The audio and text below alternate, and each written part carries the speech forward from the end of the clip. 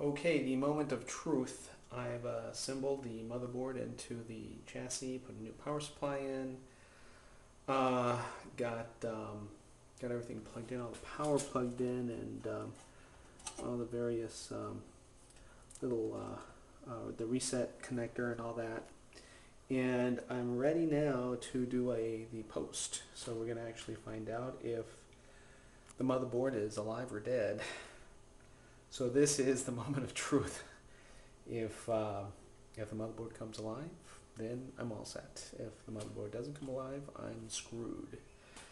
Which means that I'm going to try to figure out why it's not working, and if it's the CPU, if it's the motherboard, or I'm going to have to now start sending boards back to the manufacturer, or actually the seller. It was Egghead, or Newegg, where I got this stuff from.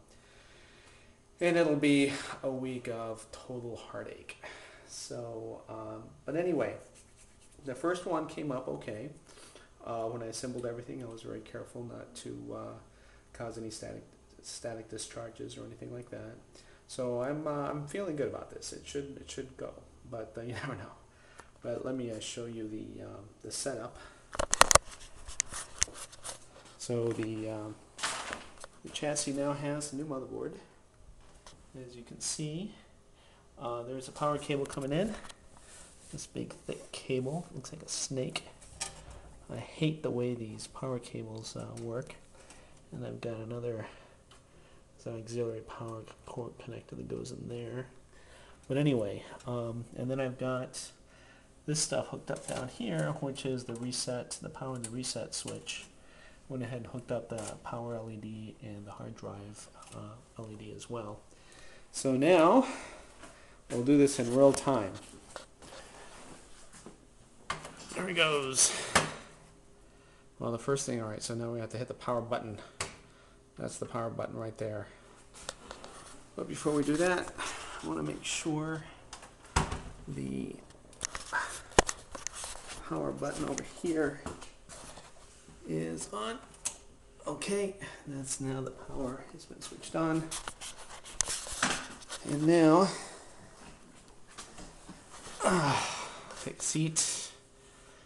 There she goes. Okay, light has come on. And now we want to see if that little orange light, that orange LED turns green. That's the key. And the last time this happened, it took a little bit of time. About 30 seconds. Let's see. Nope. Yeah, we got the things look okay here. I hear something clicking. Oh.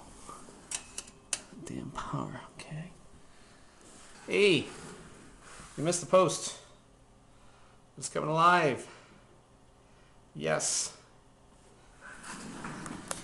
The odd thing is that this stupid cable was preventing the the fan from the power supply, from turning. I don't know if you guys saw that.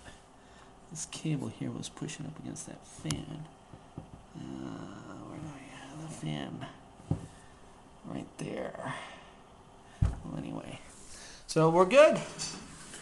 Let's do a reset. How's that reset with that? I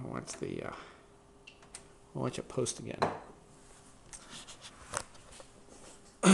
Lights flash. There we go. Waiting for that screen to show its nice little Xeon flash. The BIOS doing its thing.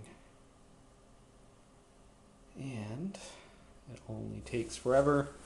There she goes. See your light turn green down there. And there it is. Intel Xeon. Alright, anyway. We're good. And we're good to go. So that's the biggest hurdle. The rest of it's pretty straightforward, I hope. I've got to put the disk drives in. Have to put the new DVD drive in. Basically the disk subsystem, and once that's in, we're off to install Red Hat 5 on this guy. Okay, things are great. So system is now fully assembled, and it's 2:20. I can't remember what time I started this thing. It was around 1 o'clock, so about an hour or so since I tore the system apart and took the guts out and put the rest of it back together again with the new hardware. And it's just I'll show you what it looks like with all the cables plugged in and all the and everything sort of tied down. So we try to keep it neat. Here we go. Look.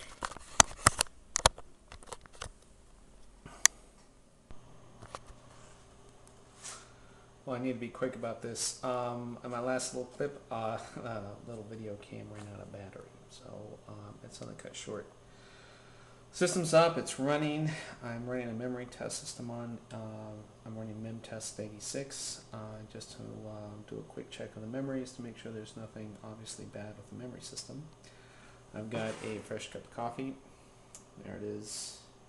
And I'm about to start the OS installation.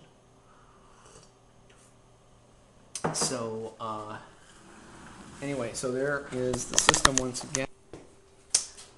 Okay, that's it. I'm now in the process of installing Red Hat. Here's the screenshot. Good morning. It's now day 4 of the project. I got up at 4:30 this morning to finish configuring these two servers, and I'm pretty much over the hump now. The worst of it was finding the Yellow Pages or the NIS setup that I have. And I also have a problem with my workstation that's running Fedora Core 10. There's something wrong with the way it interacts with NIS, and I had some processes crash and so on.